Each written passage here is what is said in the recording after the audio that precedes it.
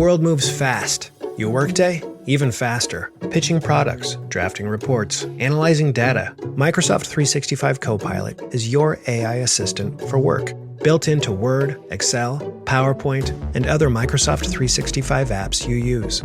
Helping you quickly write, analyze, create, and summarize. So you can cut through clutter and clear a path to your best work. Learn more at Microsoft.com/M365 Copilot. When you want your spring break to feel like... and your kids' pool day to feel like... and your hotel bed to feel like... ooh, and room service to feel like... because at Hilton, hospitality feels like... Your cabana's ready. Would you like fresh towels? It matters where you stay. Book now at Hilton.com. Hilton, for the stay.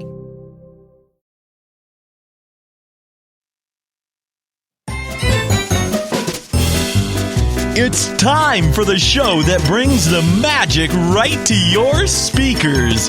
Ears up! Hey, what's up, everybody? Ears Up podcast. We are on the air today. This is our first show that we're doing our little, kind of news show, Eric, and I'm excited about it. So am I. Tell. I have news. Yeah. Well, you have a shirt on today. Usually, podcast listeners don't know, Eric usually does this without a shirt on. What Jason doesn't know is I'm generally in the nude. Oh, man. Yeah. You know, it smells crazy. All coming out now. Yeah. We're hanging all the plits out, dude. It's fine. Welcome to the show, everybody. So today is, we're doing news, but we're doing kind of deep dives, a little bit of supporting facts with some of our news stories. And I think it's going to be good. It's going to be a good switch. If you don't know what I'm talking about and you missed last week's show or the week before show, go back and check it out. We're kind of doing a little bit of format switcheroo. And that was a great show with Jeremy. And we did the music of, what was it? Ellen's Universe of Energy or whatever it was. Yes. Which thankfully wasn't very Ellen heavy. But I feel like if he knew my disdain for Ellen, then he would have maybe pulled clips of Ellen talking, and I'm glad that didn't happen. Yes, her and her odd-looking animatronic. I mean, maybe that's how she looks in real life, dude. Who knows, man? Hey, maybe. Yeah. Have you ever seen them together? I haven't. No, maybe. I don't know. Who knows? Anyway, that's what's going on today, folks. But before we do that, we are going to dig into a little bit of what's going on other places on the network as far as the shows go. Eric, what's happening with our other shows, our host of content? Well, our other contents are happening for sure. So the Bantha Milk folks, we've got Rob and James, who just did a full rundown of Lego sets based on Star Wars. Oh, I love a Star Wars Lego, dude. Man, so do I. I've got so many I want to work on. It's just who's got the time. I get all the big ones. Yeah. Where you really got to devote some time to it. Did I tell you guys, I put this in the Discord, but I feel like this was during our end of the year break or Christmas break. Did I tell you the Lego set that I got for Christmas on this show? Did I talk about it? Was it the AT-AT with the garland? No, it is not. It is not Star Wars at all. Oh, it's Gizmo. Gizmo. Oh man, look at that. It's Gizmo. Look at him. And he has little 3D glasses. Oh, that's great. Dude, it is the cutest. And he's sitting down, right? But you can rebuild his legs to make him stand if you want to. And it's durable. It is like a sturdy, thick boy. Gizmo has some weight to him, some heft. That's so cool. Neck moves. It has nothing to do with Star Wars at all. I guess the only reason I mention it is because the big kits are usually, I don't know, it feels like it's worth it to get a set with a lot of pieces because the builds are sturdier than I remember them, I think. I feel like Legos used to be kind of just, you look at them and they fall apart. But that thing, I'm building it's intricate trusses and suspension systems within this body. I always judge a Lego set based on if I can figure out what part I'm doing, what part I'm putting together at the time. Mm-hmm. Had no idea. Like there's a slot, you build a little card and you put the thing in. Like, what is this even? Oh, it's just fancy. I don't know. Anyway, there you go. Oh, that's really cool. Yeah, I like the really big stuff because there's so much of it that's just support. Yes, that keeps it from falling apart. Yeah, you're like, oh, this is cool, dude. Thanks, man. And my father-in-law comes over. He goes, oh, it's this guy.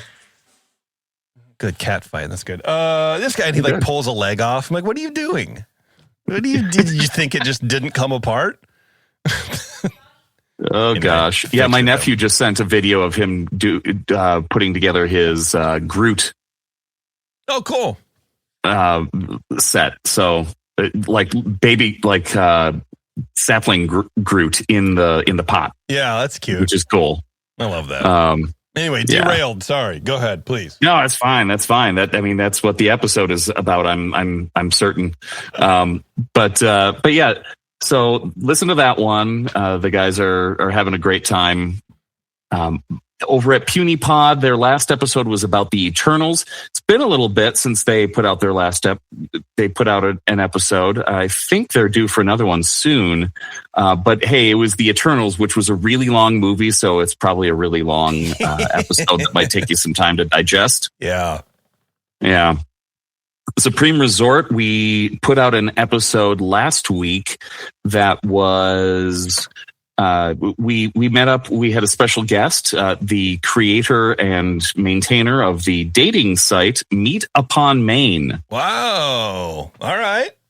Yeah, Robbie was super fun to talk to. Cool Disney guy. Listen to his story about how he put this whole thing together, and it's evolved into not just a dating site. It's also like a find a park friend sort of site. I like that. I think, it's like Bumble. Isn't how Bumble started, where it was like less about dating and more about just like finding friends. Yeah. And he wanted to make it clear, like it's not just for it started out as dating, and now it's something more. And there's a good community there, it seems like. And the most fun we had was answering a bunch of his like kind of matching questions. Oh, that sounds awesome. So he quizzed us on the show, like, okay, which character are you, or which snack are you, and all things like that. So it was a lot of fun. That's great. Talking with him. That sounds cool, man. And our next episode, which we are recording this weekend, which should be out soon, is going to be, we're going to try to finish up our hotel series. We've been doing a series like comparing all of the hotels, and we're currently at the deluxe resorts. Nice. And there are a lot of them. Great. So, right. We may finish it this time. It's been a while since we did one of these. We kind of put it on hold with the holidays and everything. But we're looking forward to getting through the next few deluxe resorts, because I love the resort hotels at Walt Disney World and Disneyland, and good. Got a lot to say about them. Yeah, I wish they weren't so bloody expensive, but well, that's true. They haven't found that. I also wish that. Yeah, absolutely. Yeah. Cool, man. Well, the only other thing to talk about is Buena Vista Boys, but we're on a break. So, but I was chatting with Matt about getting together to work on season 3 list of movies. Mm-hmm. We have a tentative list together, and we'll see where that goes. And we're also going to find a time to do. So, we did a Patreon only episode about Popeye, but it's the slasher one, Popeye the Slayer Man, the B slasher movie. So good. It was such a great episode. Thank you. Thanks. So we're going to find a time to get together to do one similar, but it's the Bambi. The Bambi slasher movie that just came out, and it's better than it needs to be. I'm not done with the movie, but it's kind of better than it needs to be. It's better than Popeye, I'll tell you that. So we're working on some things, man. So in a couple months, if you want the season 3 action, you're gonna get it on the Buena Vista Boys podcast show. That's it. Okay. Great. Sounds awesome. We man. did it. Yeah, we remembered to do the thing. Yeah. Well, that's why I was telling you, like, we got to move it to the top of the show, Bo, because I can't remember to do it all the time. Right. Yeah. And I was like, I'll hold you to it. No, I rarely do. This is true. Okay, I think we covered all the stuff. We got a big interview working on. Speaking of interviews, I reached out to Josh Freeze's people the other day, and she was like, "Oh, I'll check and let you know." That's it. I don't think I'm going to ever hear back from him. So if you guys are on socials and you follow him, just be like, "Hey, I loved your interview on EarzUp 2 years ago, by the way, maybe 3. Wow. It was a while ago." Do that. Don't bully him, but just say, it was good. Anyway. But we have I don't know if I should talk about it yet. A big CEO of a company, not Disney. Maybe coming on soon. We'll see. Wow. Not Disney Big related at CEO. all. It's not Disney related at all, although maybe kind of. And I'll leave you with that. Okay. So as usual, Taryn is going to join us a little bit later. I hope, probably. Actually, she is, but Alice might be listening, and Alice isn't supposed to know. So, that's how that goes. So, Eric, why don't you want me to lead off when we do the news seggies, which we're going to do right now? Yeah, sure. Go for All it. right, I'll do that. All right, here we go, boys. March in the past, present, and future with all the news that's fit to cover. It's the EarzUp Disney News. So if you weren't around for the in-depth episode or episodes, or maybe that wasn't your thing, basically what we're going to be doing is we track down a couple news stories each, and then we do kind of a little write-up on them. I wrote a little script and, just kind of dig around a little bit for extra information that might be relevant or fun to explore or whatever.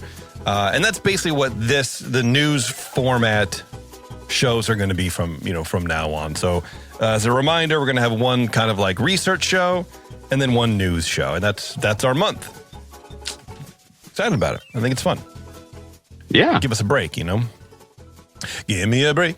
All right. Fade that down. All right. Here we go. Eric, you are a video game head, I feel like. You say you are, but you never played Destiny with me, so. Well, I've played Destiny like twice in the last 3 months. I see how it is. There's a cool update where the swords are lightsabers now. Yeah. Great. I want to play that. I did it twice. Yeah, there you go. Dude, that weapon is so good. It is so fun. But I haven't played this whole week. I have not played because none of the other friends that you connected me with are playing anymore. They all moved on. Yeah, well, they're busy. Everyone's just doing. I don't know, man. There's kind of nothing to do. The end game is sort of like there's really not a whole lot going on. So they already paid through the story stuff, and they're kinda, yeah. Okay. Yeah. But anyway, if you want some other video game stuff, or maybe you don't even like Destiny, maybe there's something wrong with you, maybe there's something broken in your gray matter that you don't enjoy Destiny 2, the Disney company has some exciting news for you. Maybe. Who can tell, really? First up, the world of Minecraft is going... Wait, hold on a second. I almost messed that up. Okay. First of all, the world of Minecraft is going to the dogs. On February 5th, in a new DLC pack called Bluey's House, you can visit the Healer family household yourself in brick form. You'll be able to meet Bluey, Bingo, Mum, and Dad, as well as explore the Healer home and events from the series. Some fun bits to look forward to. There will be hidden keys throughout the Healer house, and finding them will unlock new areas and activities in the game. As you explore the world, you'll be able to take part in fun activities from the show, including I Spy, Hide and Seek, Ragdoll, and more. I hope, like, for the Christmas pack or whatever, I hope they do, like, Veranda Santa. That'd be fun, too. Can you play mums and dads? Yeah, I hope so, man.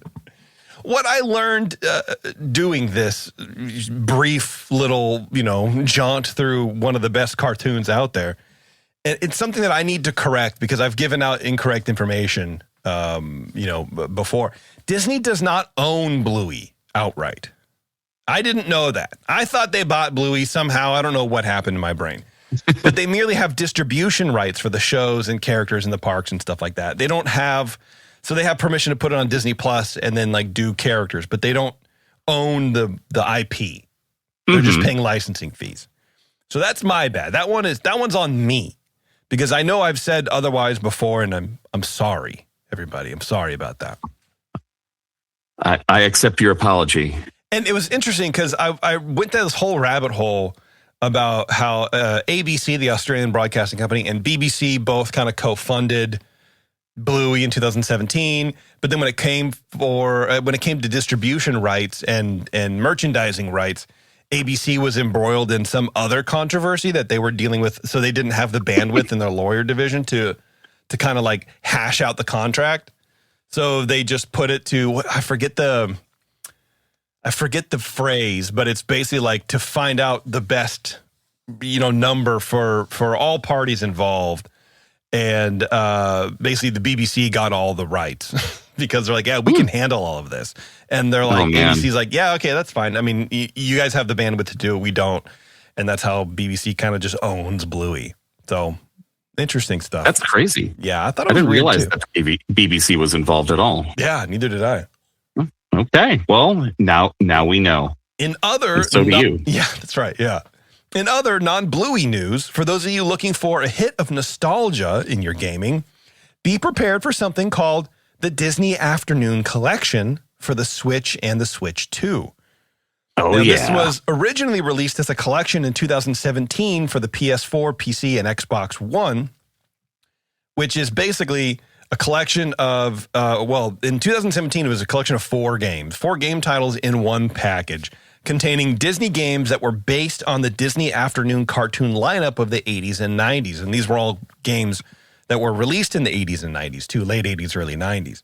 You know the ones, if you hear Disney Afternoon cartoon lineup, you automatically know if you're of a certain age, Tailspin, Rescue Rangers, Darkwing Duck, et cetera, et cetera. These games were all done by Capcom, as far as I understand, and they were, classics from, like I said, the 80s and 90s, but they were, in 2017, they were revamped for modern systems, kind of gussied up graphics, but still that 8-bit, kind of nostalgia. And they were all released together in 2017. Now, for 2026, they're being released again, this time with 2 new titles added to the bundle. Goof Troop. I didn't know there was a Goof Troop video game. Same. Originally released in 1993, and then something called Bonkers. Oh, yeah. Did you watch that cartoon, or are you familiar with the game at all? I'm not familiar with the game. The cartoon was basically kind of a knockoff Roger Rabbit. Correct. He was a cop, right? Yep. He was a cat who was also a cop. It was a TV show inspired by Who Framed Roger Rabbit, which I guess that's a polite way of saying knockoff. Yeah. Yeah. And starred Bonkers D. Bobcat. D is his middle initial. I don't know what it stood for, but there you go. So in the lore, I know nothing about this. I've never heard of this. I think when I looked it up, the picture of the cat looked kind of familiar, but who knows? I have no memory of that show in particular. Yeah, I never saw it. Never heard of any of these games. I have no idea what's going on, and I'm very, very smart. But within the lore, Bonkers was a once popular cartoon star who had hit rock bottom and became a cop. Which is what you do when you hit rock bottom. Voiced by cartoon legend Jim Cummings. Oh, wow. Who also did Winnie the Pooh, Tigger, Darkwing Duck, and Ray from Princess and the Frog, which I didn't know, et cetera, et cetera, et cetera. I mean, he's... tons. Yeah. Massive voice actor star. You know what I mean? Disney and all. But I didn't know he did Ray from Princess and the Frog. I think that's awesome. So joining Goof Troop and Bonkers are the original titles of DuckTales, Chip 'n Dale Rescue Rangers 1 and 2, Tailspin, and Darkwing Duck. And now these all look like your standard old NES ports, the kind of side-scrolling, almost top-down kind of games. But for you old heads out there, you'll feel right at home. Part of the modernization is adding save points, game rewind, which the Switch kind of does with all their old NES ports, a music player, image gallery, and just all kind of fun stuff. That's great. I loved those games. DuckTales was the best. Okay. DuckTales was the absolute legend. I remember I never owned it, but I rented it often. And it was one of those few games where the more points you got, the more like gems you found and such. By the end of the game, So when you finish the game, there were multiple endings based on how much money you accumulated throughout it. That's a cool idea. I like that so idea. At the end, if you got the best, like Scrooge McDuck was on top of this giant pile of gold coins and everything. It was just one of those games that it was so playable. It was so fun. The controls just worked, unlike a lot of movie sort of games where it's like, this is janky and I'm only playing it because it's yes, it's Total Recall, the game. I don't know, but yeah, I know what you mean. It was so much fun to play through, and constantly renting that game. Nice. Well, I might have to buy it. I think it's going to be like $20 or something like that for the Switch, and digital. But you can also download. I guess they're going to do physical copies, and you can also download. But yeah, they're going to have physical cards as well. But that might be something fun to like cards. Get and stream. Maybe I'll stream some of those. But also, I kind of like started an argument in my stream the other day. On twitch.tv/EarzUp. I don't like old 8-bit games. And I'm of the age, right? Like I won't say I grew up playing video games, but I kind of did. But like all the ports for the NES on like the Switch, like Ninja Gaiden and I don't know, man, Gauntlet and all the other, I just don't like them. They're boring to me. You play a little bit and you're like, well, that scratched that itch. I guess I can move on. Yeah. It just doesn't hit for me. It doesn't hold on. Even like Super Mario Brothers. Like, I just don't care. You do it for a little bit. You're like, this is hard. And the blood isn't realistic enough. I don't need like the thing to squidge left and right when it dies. Like, I want it to explode, man. Let's go. Well, you've got some different complaints about it than I do. But. Yeah, I just can't. I don't know what it is. I find all those things bore me. So maybe these will bore me as well. But for $20, I'll be bored. It's okay. Hey, it seems like they've upgraded the graphics and everything. Although they looked pretty good. They were like late Nintendo games. Yeah, they really figured it out. Yes, yeah, I agree. They don't look terrible, and I feel like. They just look, I don't know, more vibrant, maybe cleaner is a way. Mm-hmm. I don't know. Is a word? Yeah, probably. Anyway, that's my video game hit there, man. What do you got? What's going on with you, boy? What is going on with me? Well, if you've been looking at the news lately about Walt Disney World, you've probably seen headlines like Disney World may be preparing a major change for Animal Kingdom, or Animal Kingdom starts expansion. What to know? Or new Disney World land hits major milestones as 2 new rides move. Move. They're moving on their own. Everyone help us. Stop the lands moving. Right. But then you can get into the more sensational Disney World beloved ride and restaurant close forever. Oh, God. Forever. The word beloved needs to go away. It is the most overused, especially when you're talking Disney parks stuff. And I don't know what it is. I've never seen this word overused more in any other facet of quote unquote journalism, which is just blogging now. But like, I don't know, man. Yeah, it's wild to me. It's pretty great. What they're referring to is the closing of Dino Land USA. This is my official and factual overview. Okay. All right. Of Dino Land USA. I feel like if you have to assert that it's factual, I feel like maybe it's not. Well, maybe. We'll find out. All right. So we have confirmed. So this is actually coming from Disney Parks blog. So fairly official, fairly factual. Yeah. A little room on both sides. All right. Right. What's going on with Dino Land USA, pal? Well, the whole thing is closing down on February 2nd, 2026, which is very soon, depending on when you're listening to this. Even if you listen to it after it closes, it's still fairly soon. It's just negative soon. They've been closing down portions of the area for a while now, ever since at D23 a few years ago, they announced that this is going to be the home of Tropical America. Tropical Americas, plural. Yeah.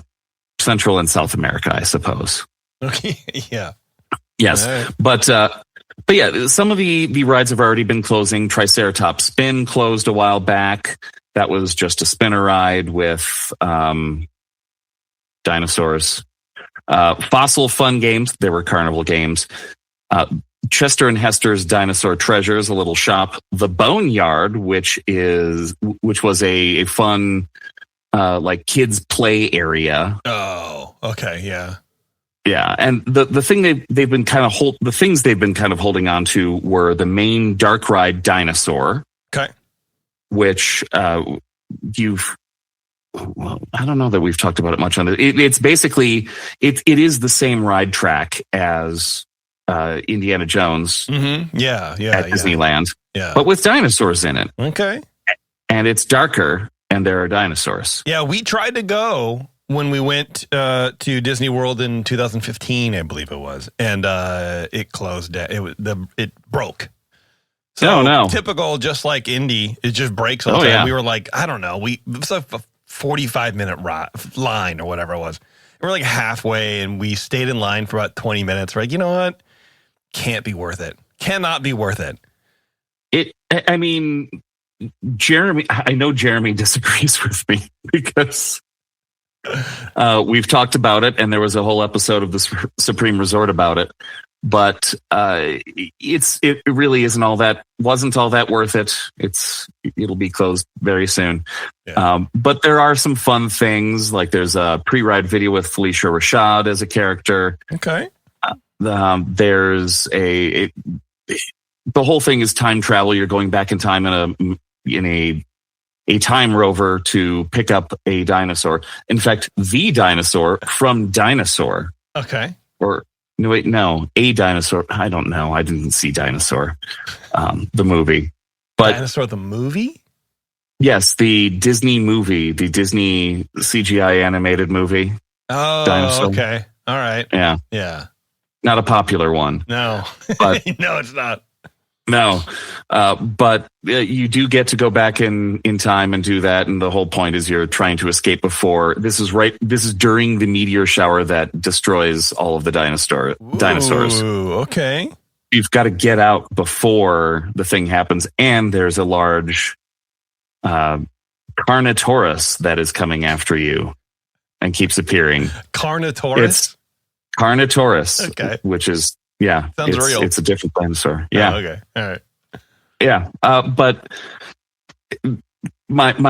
so since we're talking about my favorite time riding this was the first time that my wife and I rode it on our honeymoon, where as we're heading toward the final, this final, like basically the point where they take your picture on the ride.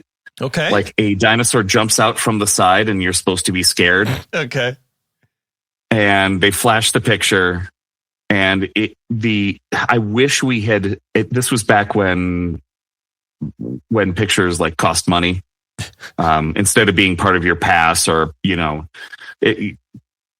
so we didn't end up buying the picture. Now I wish we had, because it lives so strongly in my mind. It was the two of us looking bored off to the left at the dinosaur, with a small girl in the seat behind us screaming bloody murder. Was she like playing it up, or was she like really scared about the dinosaur? No, she was terrified, and her parents had their arms around her. I love that, dude. I wonder where that little child is now, Right. We're just like, oh, there's another dinosaur. This is right over. Well, you don't have the brain of a 5-year-old girl. There you go. Most of the time. True. Sometimes, sometimes. Yeah. And then the last thing that's closing as well is Restaurantosaurus, the themed quick service restaurant. It was basically themed after a bunch of, since the whole thing was, I might as well talk about it. The reason I'm expanding this article a little bit here is because Dinoland USA deserves a little bit of respect. It didn't always get a lot of respect when it was around, because Dinosaur itself started out as Countdown to Extinction. That was the original name of the ride. Okay, I like that. That's a good name. That's a scary name. Yeah, it's a good name. And then when Dinosaur came out, they changed it to Dinosaur. Okay. But the point is, this is the Dino Institute, and that's why they're studying dinosaurs and also inventing time travel. That sounds like a lot to juggle. It's quite a bit. Yes. Yes. Man, I thought these days LinkedIn profiles were too busy. LinkedIn job posts wanted too much. They want a social media expert and a graphic artist and a podcast producer and an audio editor and a full-time interviewer. All there in you one go. For $20 an hour. I can't imagine what the pay was at the Dino Institute, man. Sounds amazing. They had doctors working there too. Yeah. Where do you go to school for that? I don't know. I know a lot about time travel. Not so hard up on the dino stuff. Is that something I can train for? 6-week course, 8-week course, something like that? Crash course? No, sorry. We need both. It's really important. We fill this position right now. Most of my trips have been involved trying to find Hitler or Jesus. Yeah. I won't tell you what I'm going to do with them. Actually, I want them to meet. I think that'd be amazing. We're going to form a band. It'd be like the Beatles, but cooler. Yeah. Yeah. Well, sounds cool, man. Too bad it's going away, I guess. I mean, are people upset about it? I imagine people are upset about it. Not that many people are upset about it, which is why I'm going to tell you more about it. Oh, okay. Okay. Good. All right. Yes. So we're going to expand things here a little bit. So Dinoland USA served as the prehistory themed land juxtaposed against all the like real animals in the rest of Animal Kingdom. Yeah. The entire place was, so we have the Dino Institute that's going on. We've got Restaurantosaurus, which was apparently the place where all of the research interns hung out. And it was like their mess hall. And now it's a place where you can buy food yourself. And it was all based next to this place where Chester and Hester had found a fossil in their yard. Okay. So they basically built a Route 66 style roadside attraction to show up all the dinosaur stuff. I like that. Real Dinosaur Institute and then a bunch of roadside attractions. Okay. So when you walked into Dinoland USA, most of the area looked like cracked asphalt with actual like parking lines and stuff on it. And a lot of people thought initially that this was, they built it on part of the parking lot, as if this was a Six Flags or something. But of course, because this park was built and designed by Joe Rohde, this was all part of the design. This was his idea to make it look like a roadside attraction and partly theme this on an advanced institute and partly base it on roadside carnival stuff. Okay. Sounds like it didn't land very well. It didn't necessarily, and it wasn't always the easiest to get into. Like going back to Dinosaur, you had to walk through all this carnival stuff, and sometimes you walk in and you'd see people go, "What is this?" and they'd just walk through and leave. Mm-hmm. But this is all part of Rohde's emphasis on design and storytelling and using the environment to tell you what's going on. It might not have worked perfectly, but hey, it once you learn about it, you're like, oh, I see. Oh, right. I get it. Okay. So even though this is a more comical space in the park, it's not as, intricate and themed as, Asia or the Harambe Village in the park. Well, yeah, and I don't really mind having to be taught things, up front. Like you're kind of saying, I think there are some spaces that are easily digestible. You walk in, you immediately know what's going on. But some you do need to know the backstory or, be a little hand holding, perhaps. It sounds like maybe that was this. You know, where it's like, no, you don't get it. It's really part of the experience that it's, oh, yeah, okay. I don't mind that, you know? Yeah. I mean, they had a big cartoon dinosaur in the front of it. And this is exactly what you would think if, like, two people found fossils and it became this little tourist trap. Why wouldn't they have little design elements like that? Taryn is here. Taryn's here. She's awake and everything. Yeah. Nope, there you go. Hello. Yes, I am here. There you are. All right. Welcome. All right, well, continue, Eric. Sounds good so far. Okay. We'll see. So that was the design aesthetic, roadside culture, fascination with dinosaurs, definitely tongue-in-cheek. Not everybody got it. That's fine. Yeah. That's totally fine. One thing, so I mentioned this in an episode a few years ago. Restaurantosaurus was part of the McDonald's sponsorship. Oh, yeah, which is probably the coolest thing McDonald's ever done. Because Restaurantosaurus is a great name. That is a fantastic name for a dinosaur-themed restaurant. It is like the coolest, funniest, punniest. I love it. I love it so much. That is good. But yeah, when Animal Kingdom was new, that was part of the 10 years of the McDonald's sponsorship. So the entire area was actually sponsored by McDonald's, to the point that in Countdown to Extinction, later Dinosaur, there are some pipes. This is one of Jimmy's favorite facts ever, I swear. There are some pipes in the area where you load onto the Time Rovers that are red and yellow, and they're labeled with the chemical makeup of the, like, scientific molecular makeup of ketchup and mustard. Yeah. Once you said Jimmy's favorite fact, like, yeah, I know exactly what this is, because I can hear him saying it when he told me in his voice. Oh gosh, you know. Yeah, so this really is one of the best partnerships around that Disney ever did. Agreed. And you can debate all day long whether it was great or not. I still say it was great to have McDonald's in the parks. I wasn't insulted by that at all, and it was great to have a fry cart. Yes, that was the best. Why not just buy the fries? Bring it back. Yeah. That's kind of all you want. It's just the fries. Just want to walk around with sometimes some McDonald's French fries. It's great. Yeah. Disneyland's fries aren't good. No. I like a thin French fry. I don't like the way McDonald's fries taste, by the way, because Alice had some today, some of the fries, and I ate one or two. Yeah, but like they were cold by then, weren't they? No. They were fine enough. But it's like all those extra, like, didn't we? Beef ingredients and stuff like that. It tastes too... They taste too heavy I just want a clean potato flavor with my French fry. Okay. No, not even In-N-Out fries aren't actually all that great. It's just, that's exactly what you want, though. Just a potato.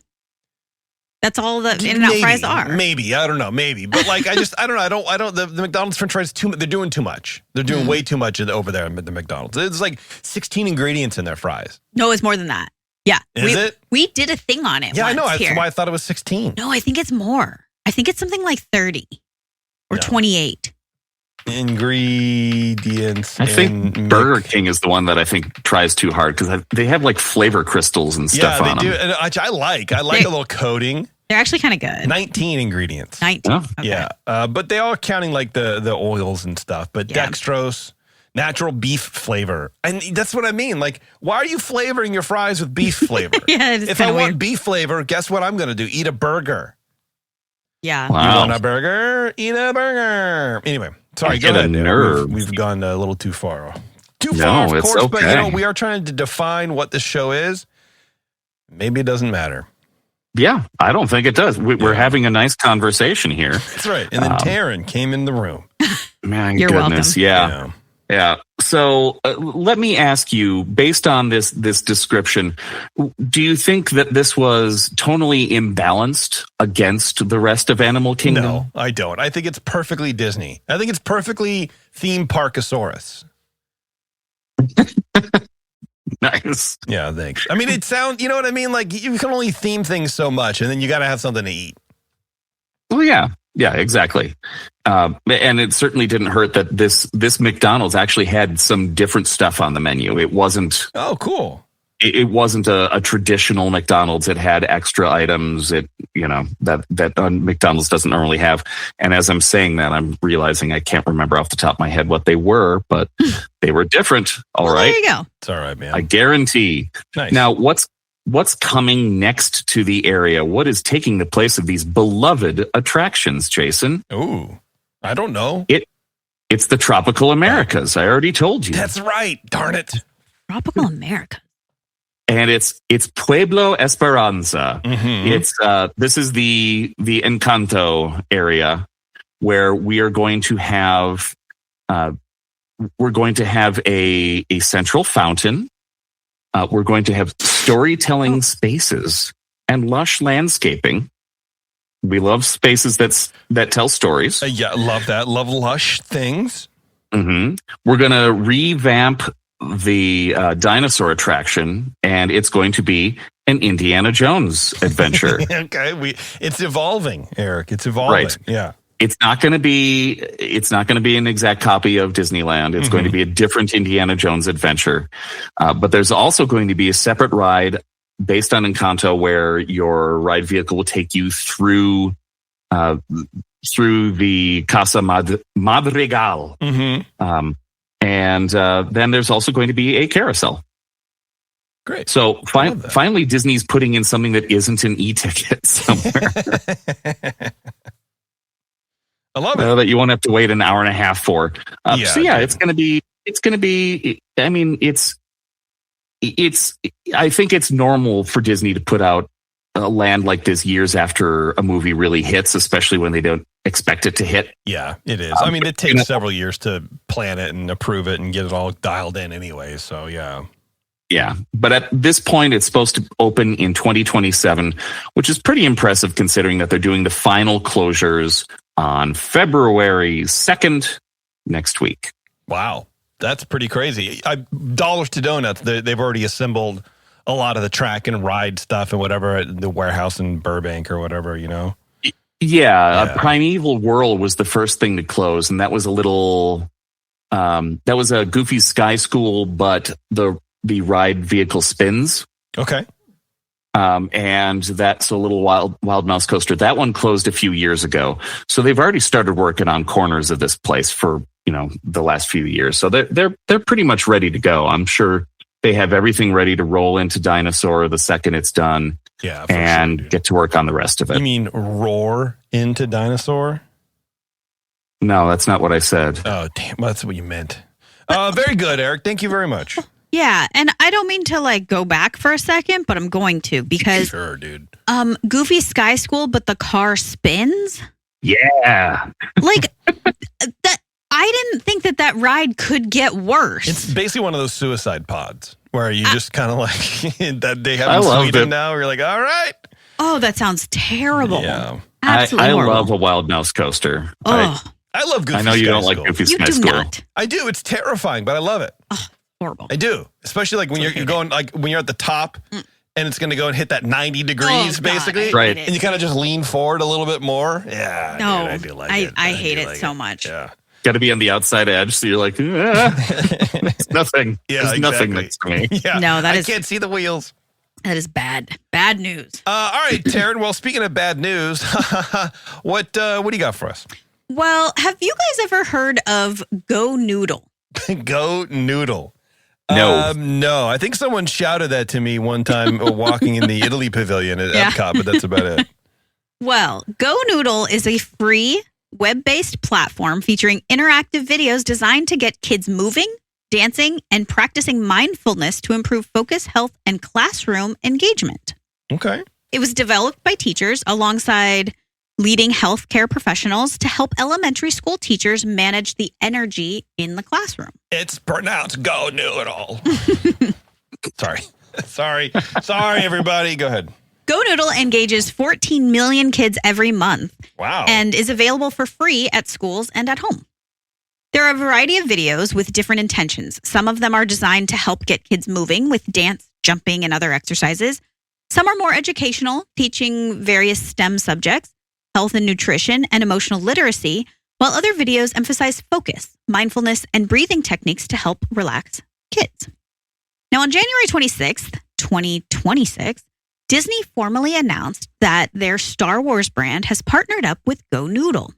The platform will now include videos starring Grogu and other friendly Star Wars characters. We get the little Yoda to get kids to what are you doing? Get up at my RFK Jr. Can you not? To get up and move. The little Yoda. Yeah. Sorry. No. We get he had nothing to do with this. Man. Well, you said the healthcare leaders. Because he's part. Never mind. No, but healthcare professionals. I'll cut all this out. You're such a dork. This new series blends Go Noodle's beloved developmental programming with the iconic characters and stories of Star Wars, launching a playful educational adventure that parents and teachers can access anytime, anywhere. Can you imagine mindfulness with Chewbacca? Chewie's right. I don't know. Yeah. You know, like trying to be soft spoken. Hang on. Sorry. Uh-oh. Here she goes. Because I forgot that I have a clip of it. Oh, she's writing it now. What are we doing? I'm sending it to you. Oh, okay, good. I don't know if it's going to be good It probably won't necessarily, but All I right. sent it to you and we can see. Okay. Right now. Sorry. Okay. At Disney and Lucasfilm, we believe great stories spark curiosity and creativity. Bringing Star Wars into the Go Noodle platform lets kids experience the characters and stories that they love in a way that's active, joyful, and meaningful. Mhm. Jeff Benjek, Vice President of Brand Marketing at the Walt Disney Company, said, "Together, we're giving families and educators simple tools that they can rely on to inspire movement, mindfulness, and imagination every day." Okay. Now, in the 4-minute debut video, Grogu guides children through a mindful breathing exercise, inviting them to slow down and center themselves using Jedi training tricks. I love it. All right, I got it here. Here we Okay. go. Let's listen. Balanced breathing with Grogu.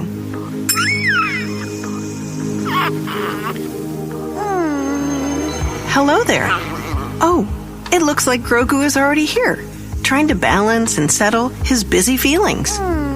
We could all use a little positive energy and powerful calm during busy times. Like a way to slow down and quiet ourselves when we need to. Hang on, I know this calming exercise. It's called balanced breathing. All right, it's a cute video, I'll be honest. You know, it's like kind of a watercolor thing. You got the Mandalorian in the background, kind of just putting his feet up and chilling. All right, I like it. That's good. It's it's good to engage the kids in that way with content that doesn't talk down to them. Yeah, and it's familiar. Yeah. So Grogu embodies the qualities we want every children to build: curiosity, balance, and kindness, making him a natural fit for Go Noodle's mission to transform how mindfulness shows up in classrooms and school communities. Casey Eston, CEO of Go Noodle, said, "The collaboration between Star Wars and Go Noodle focuses on the roles that movement and mindfulness play in helping kids regulate emotions and optimize student learning. The first video marks only the beginning. Star Wars and Go Noodle are planning additional content drops all year long, expanding the collaboration with more characters, more movement, and more opportunities for kids to practice Jedi skills." There you go. So it's pretty cool. I immediately asked Alice, thinking the answer was going to be no, if she's ever heard of Go Noodle. And she looks at me, she goes, "Yeah, we use it like every day." Like, okay. So it really is a tool that they're using in classrooms, like for real. So it sounds pretty cool. I watched a few of the videos and like, it does look like they have a really big variety of these videos. So like even within one category, like I mostly looked at the mindfulness category. Yeah. And it was like some of them were like cartoons, and then some of them were real people, and then some of them were like people dressed up in costumes of like, you know, like a bear or something. And so you can see that they're trying to fit, you know, different learning styles, I think. Yeah. But it was pretty neat. I thought it was kind of cool. Awesome. You know, I will say, as someone who's new to mindfulness and try to mindful meditation, the earlier you can get your kids, the earlier you can get people started on that kind of stuff, the better. And in case you don't know, it's basically just like being present. It's teaching people how to be present. It's not ruminating about the past. It's not worrying about the future. It's literally being here and now. Yeah. And it is so hard to do, especially in this day and age. Yeah. You have social media, the internet's at our fingertips. Everything is going to hell in a handbasket. If we're all going to be around in the next 10 years, who knows? And it's a great thing to try to master as soon as you can, because it will definitely calm you and help you just kind of be more present. I was listening to this book about mindfulness, and they were like, there's a bunch of studies on the brain and mindfulness meditation effect on how it affects the brain. And people, it increases your resilience, your mental resilience to situations that are maybe stressful or that require some sort of critical thinking and logical thinking. It improves your empathy. It really is beneficial long term for you to be taking a break and being mindful and being present and being aware of here and now, and not 10 minutes from now, an hour from now, or 5 years ago. Well, and when I was in therapy, one of the things that it was like an aha moment for me was, because, we talk about mindfulness, and I would tell her all the time, like, I don't fully understand what that means. Like, I don't get it. Like, I hear it, I hear the words, but I can't put it into life. Right. But then I realized one day, like, for me, it just means slowing down. Like, slow it down. Like, don't answer immediately. Don't send that text immediately. Just hold off a second. Yeah. And I was Except when you're replying to me and talking to me, then answer immediately. Sometimes. Yeah. Yeah. So I think it's great. And I think, just seeing, because we have a 7-year-old and she's in elementary school and we hear the stories, we are very lucky that she's very well behaved. She doesn't really have behavioral problems. She doesn't really have learning problems. Like, we're very lucky in that respect, but we hear the stories about some of the kids in her class that do. And I can definitely see how hard it is for teachers. Oh my goodness. And I don't remember having kids like this in class when I was little, like that shouted and threw things and like. It's iPad generation. I think a lot of that too. And it's, younger parents who were late iPad generation people. And I think it's just like, that's the easy thing to do, because you're worried about the here and now. You're worried about getting through the next 5 minutes. You're not worrying about how this is going to affect your kid in 6 months. Yeah. And I think a lot of that's also stress for, from the economy, because like you can't afford to do anything. So it's just kind of like, I don't know, it's a lot of stress, and you need as much of a break as you can as a parent. Yeah. So it does make perfect sense, but I can definitely see just from the stories that we hear that like something like this could be really beneficial when these kids are jumping off the wall because they just did an activity that's fun, but now they have to clean up. And it's like, Todd, Mary, go float with Grogu. Go do it. Go put on the Grogu and float with him, please. Or whatever he do. Mom! Go learn to be a Jedi. Yeah. So I think it's cool. I think so it seems like a really cool thing that Disney's doing. Love it. Well, there you go. Go noodle, everybody. Go noodle. Go noodle yourselves. Go noodle your brains. Oh. All right, let's take a quick break. We're going to come back. We got some more news stories to cover. So hang on, everyone. It's Ears Up. We'll be right back. And now, back to the show that ignites your dream wish of imaginations and magical color wonderment of forever. Ears Up. All right, thanks for hanging on, everybody. I guess I'll go. I have like the big. That means the big story, because I don't know what you guys have. But all right, I'll just go. How about that? Fine. You guys talk me into it. All right, you do it. I'll just do it now. Wow. It's fine. We're doing it live. Yeah, it's true. Good reference, Taryn. Thank you. Yeah. Very old reference. I know. Okay. Well, if all goes according to plan, Bob Iger will be stepping down as the CEO of the Walt Disney Company on December 31st of this year. And I say if, because Iger does have a history of delaying his exit, but the board insists that the last pushback was his last. In fact, the board has been very vocal about its search for the next CEO, which would make things awkward if Iger was to try and stay. The company has reaffirmed that Iger's replacement, I have in my notes, it could be announced, but they said basically will be announced next week. Oh, wow. They're going to announce, at least maybe not the specific replacement, but what's going on. Interesting. I have a feeling it's going to be the person, whoever they're going to pick. Mm-hmm. Spoiler alert, I think it's going to be 2 people, but that's just my whatever. And it's going to give Bob plenty of time to train and oversee the transition a second time. So maybe he'll actually do it right this time. The board has been meeting a lot in recent months, analyzing various candidates, focusing on qualities such as intelligence, endurance, public presence, and the capacity to handle complex industry changes. Of course, in the running is Josh the Sweater DeMauro. I got my money on him. Yeah, along with Dana Walden, who is head of streaming and television for Disney. Then we have Alan Bergman, who oversees film studio operations, and Jimmy Pitaro, chairman of ESPN. I can tell you who it's not going to be. Yeah. Jimmy Pitaro, chairman of ESPN. Yeah, sorry, Jimmy. I don't think that's going to happen for you. So these are the 4 internal candidates, at least. And there might be more external that we don't know about.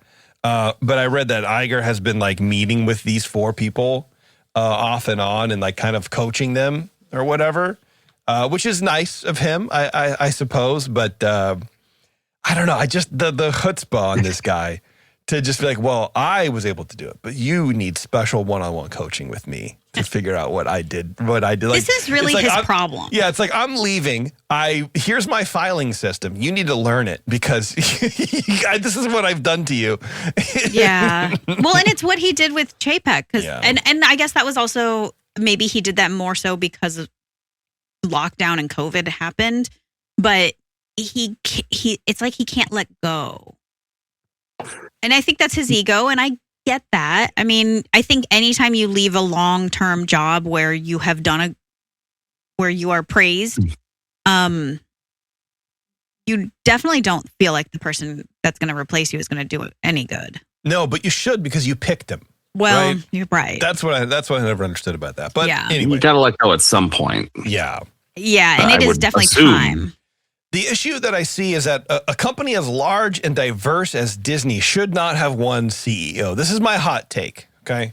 One person cannot be in charge of parks, streaming, film, cruises, etc.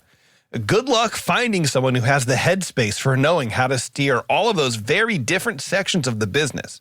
I mean, it's almost like having someone researching time travel and dinosaurs at the same time. That would be impossible, right? Maybe I don't know what a CEO actually does, though. And here's what I was alluding to at the top of the show. I think we're going to find out at some point. We got a like I said, the big interview potentially lining up, or at least a lot of information. So just I'll leave you with that. In the meantime, Bob Iger's pay keeps growing. Just this week, it was announced that Iger's pay from 2025 increased 11%. Topping out at $45.8 million bucks. Of course, that's not his salary, and when you're at the executive level, your options for reducing your tax bracket grow. His actual yearly salary is $1 million bucks, and that's juiced up severely with $21 million in stock option, or not stock options, but stock awards, just straight up stock. 14 million, which is basically just cryptocurrency at this point. Stock is just crypto. It fluctuates rapidly for no reason. The original crypto. It really is, man. He gets 14 million in option awards, which I imagine stock options. Well, he has 14 million to buy more stock if he wants. 7.25 million in something called non-equity incentive plan compensation, which I had to Google. It's like hitting certain financial or operational goals. Okay, so bonuses. So it's a bonus. Yeah. Can you? But that like, whatever. I don't know. That's a lot. That's a lot of bonus, and then also simultaneously not a lot in bonus. And I think it's really weird. His salary is listed as $1 million, but his bonus could be 7 times his salary. Yeah. That is massive. And finally, $2.6 million in other compensation, which includes stuff like security. The company pays for his security. Oh, geez. Okay. I know. Can he do anything for himself, please? Like, buy your own security, need dude. security? I don't know. Maybe. Are people clamoring for Bob Iger? People are nuts. I don't know, but like, weird. Anyway. For comparison, Iger's 2024 salary package totaled $41.1 million.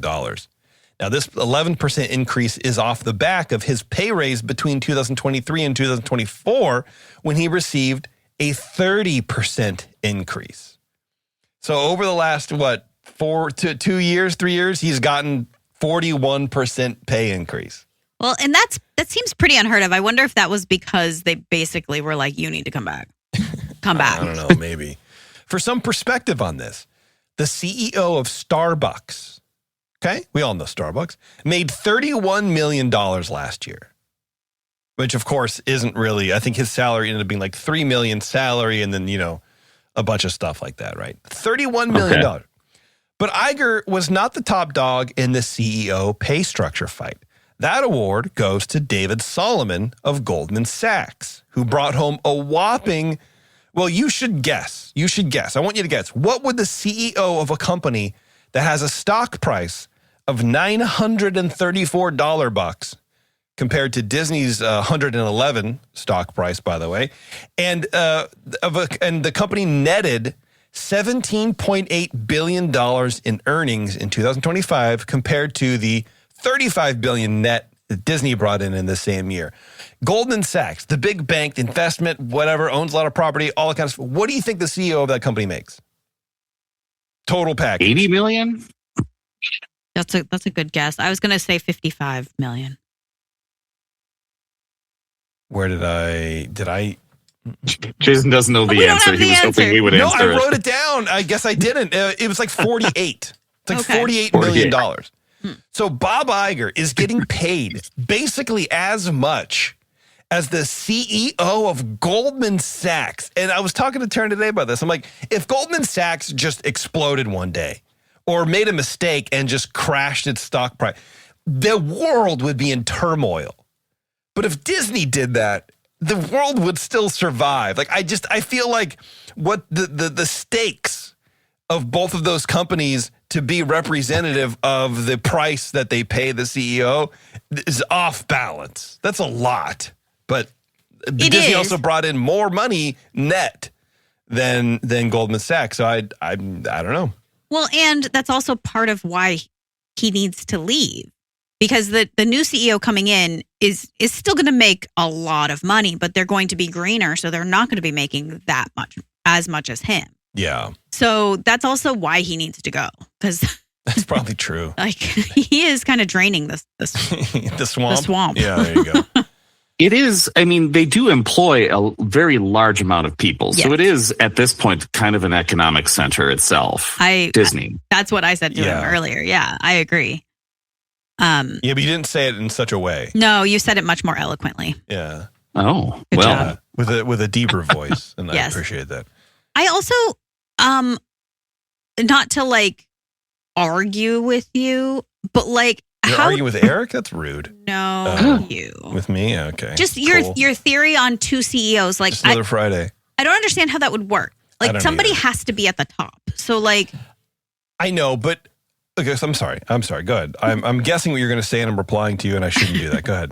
No, so I guess I just disagree. I don't think that they're going to split it. I think that they might do like I don't know who their COO is, or like maybe up that person so that they're a little bit more of a team. But I think when it comes to a CEO, they're going to still just pick one. Yeah, I mean, you're probably right. I guess, and again, this is what I said earlier. I don't really know what a CEO of a company like Disney does, because you need to know everything about what's going on in that certain segment. And do you just sit down and you just look at the financials and the president of the parks, let's say, like tomorrow comes in, here's what we're doing in Disneyland, and he goes like, yeah, cool, or no, or well, tell me more about this. And then the CEO has to have the awareness to navigate which decision you need to make. But like, what are you basing that on? Yeah. Like, what information do you have that some of this stuff, like the cruise lines, you're only just doing it based on the information given to you. But so you have to trust that president that you know what's going on, but then just have I don't understand why the president just doesn't do it. Like, why? Well, that's why you have to trust, like, whoever this new CEO that comes in. Yeah. This is what they should do. they need to, because I think when you have a big change like that, you do need to look at your team. And if like this new CEO looks at the team and is like, I don't trust, this person, they have to make that change. Cat fight. So annoying. Because like just at my company, and it's much, much, much smaller than either of these companies. But the thing about my boss, who's the CEO, is that he trusts his team around him. So like if I brought him something, I would say, hey, I think we should do this. Is this okay? And he would ask a man. I'm kidding. Sorry. Sorry, I'll take that. Jeez. He would probably say yes, because he knows I wouldn't bring him something that I didn't do a lot of research into. The only time that I think, and so here was the other point that I was going to make, is that I do think a CEO's job is 95% financials. So I think the only time, the thing that they're thinking about constantly is how is this going to affect the bottom line? Mm-hmm. And that's how they're making the decisions. I don't think he necessarily has to know everything about the park or everything about films or everything about TV. I think he likes to, because he's in that headspace, so he enjoys that. But I think his decisions, his yes or no to everybody that walks in his office is based off of dollars. Yeah, I mean, okay, I guess. I don't know. It's hard because in your CEO, that's all you're dealing with is just that one arm of the company. But if you guys had, an oil rig somewhere, I don't know, would be the same. I don't know. We'll see. We'll find out. I don't know. Anyway, that really is one of those unique things about Disney. Is it's not just making creative and financial decisions. Right. You've got so many different things going on. How do you keep up with something like that? Yeah. How do you? And I guess there is a point where you trust the people that you've promoted to these head spots. But then what are you around for then? Everyone should just report to the CFO, and there you go. That's you're there. Somebody's got to say yes or no. Well, and you're there to be the person liable for if something goes wrong. That should be the president of whoever. Anyway, let me go on. Let me finish. The board is focused on creating a support system for the new CEO, whomever they are, by securing new contracts for most of Disney's top executives that sit underneath the CEO position. As the company describes it, quote, surrounding the new CEO with a team of senior executives who can work together to lead the company into the future, end quote. The board also mentioned that they have been developing a compensation plan connected to the succession news, quote, and is designing an executive compensation program aimed at driving the creation of long-term shareholder value. Isn't that just your job in general? Yeah, that's weird. Yeah. That's a weird way to just say they're looking at someone to come in and take this position. Yeah, I don't know, whatever. On the outside, this kind of seems like a belt and suspenders kind of a thing, playing off of the, quote, failure, unquote, of Bob Chapek. And it makes me wonder how much more scrutiny the new guy or gal will be getting, and if it's a normal amount of scrutiny. Is this a fail-safe for Iger not to take so much heat if the new guy or gal gets ousted like Chapek? Or is this so the board can assert more control over the CEO moving forward? And that's kind of like, it feels like the succession team or whatever they call themselves, they're maybe getting a little more say in the matter about what happened, so they can help, quote, guide the new CEO in the right direction. But then at that point, why would you need to babysit the new CEO? Exactly. Like, let them. Right. Because the company's too big. They need to break off some of that crap that they're doing. I don't know. They need to sell off ESPN. They need to sell off. They're doing too much. And so if you have to have your board kind of figuring out what's going on with the CEO and make sure that they're doing everything right, whatever, then maybe they're all just the CEO. I don't know. It just seems weird to me. But maybe that's what a board does. Maybe that's what a board of directors does. I don't know. I'm too dumb. Regardless, the earnings call on February 2nd, which is what, Tuesday, Monday? Tuesday. Will be an interesting one, and we may even get a succession announcement then. We'll see. Ooh. So I don't know. They said that it's next week. The earnings call next week. Maybe they're not going to do it on the call. Maybe they'll do it afterwards. Maybe they'll do it before the call so they can address any concerns on the earnings call. But earnings will be interesting to see.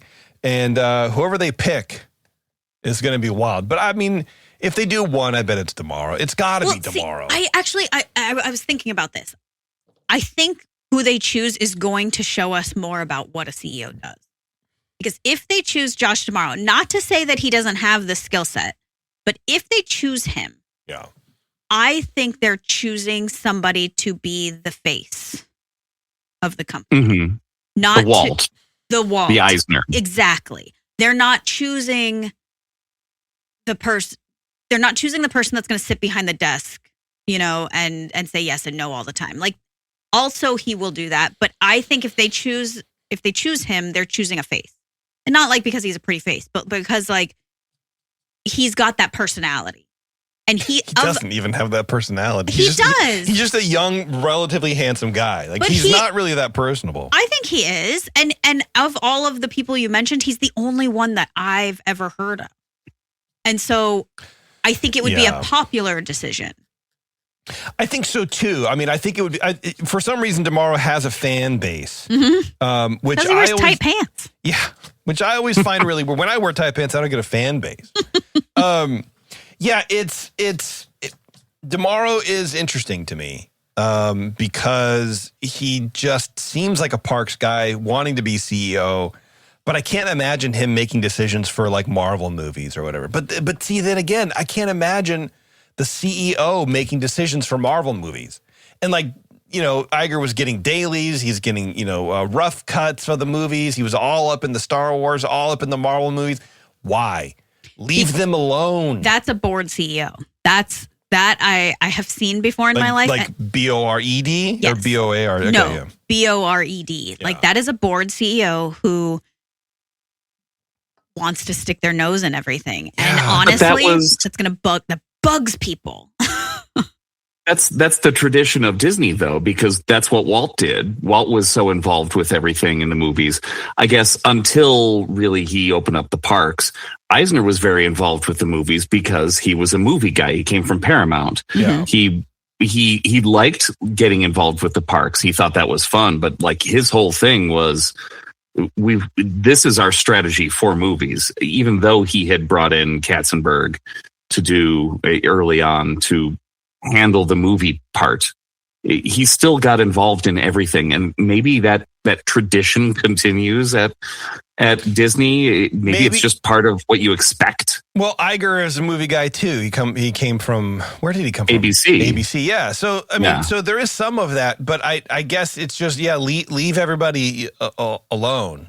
Well, I think because you make bad decisions too. I mean, the Marvel movies kind of went downhill after the first, whatever. There's a lot of complaints about what he did too, and so I'd be interesting to see what tomorrow does in the role moving forward if he gets it. Obviously, or whoever the new CEO is, like how involved they actually are. Well, and I think that their success is going to lie in not getting those dailies. Because here's the thing: when Iger took over, it was like films and parks and merch. Mm-hmm. Now it's streaming, it's TV shows, it's Marvel, it's ESPN. It's like you were saying, it's too much stuff for one person to be involved in all of it. And so hopefully what they're doing is finding a CEO who can understand that they can't be a part of everything. They should know about really high level stuff for each of it, but they really can't dive into everything. Yeah. All right, well, that's what I had. Eric, why don't you go ahead? No, that's all I got. Oh, okay. Let's go to Taryn again. Then all right, Taryn, why don't you figure it out? Well, we're going to end on a sad note here. Okay. I love that. In terribly sad and shocking news, Catherine O'Hara died this morning at her home in Los Angeles. Bummer, dude. The celebrated Canadian-American actress and comedian known for her memorable roles in Home Alone, Beetlejuice, Schitt's Creek, and more, died January 30th at the age of 71 after what her representatives have referred to as a brief illness. O'Hara's career spanned more than 5 decades, beginning with Toronto's Second City Television and evolving into film and television success. She's won multiple awards, including Emmys and a Golden Globe, and was admired for her range, warmth, and incisive comedic talent.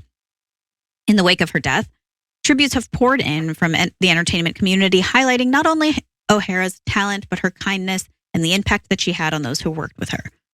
Macaulay Culkin posted almost immediately after it was announced, and he played her son in the Home Alone films, and he said, "Mama, I thought we had time.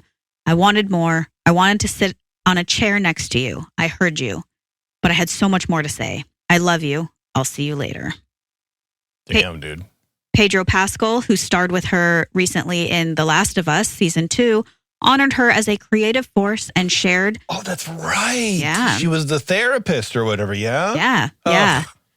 He shared that he was eternally grateful to have worked with her, adding that the world now has less light without her.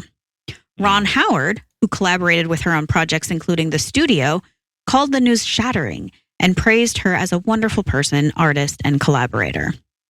Rita Wilson offered heartfelt condolences, calling O'Hara authentic and truthful in everything she did, and extended sympathy to her husband and sons.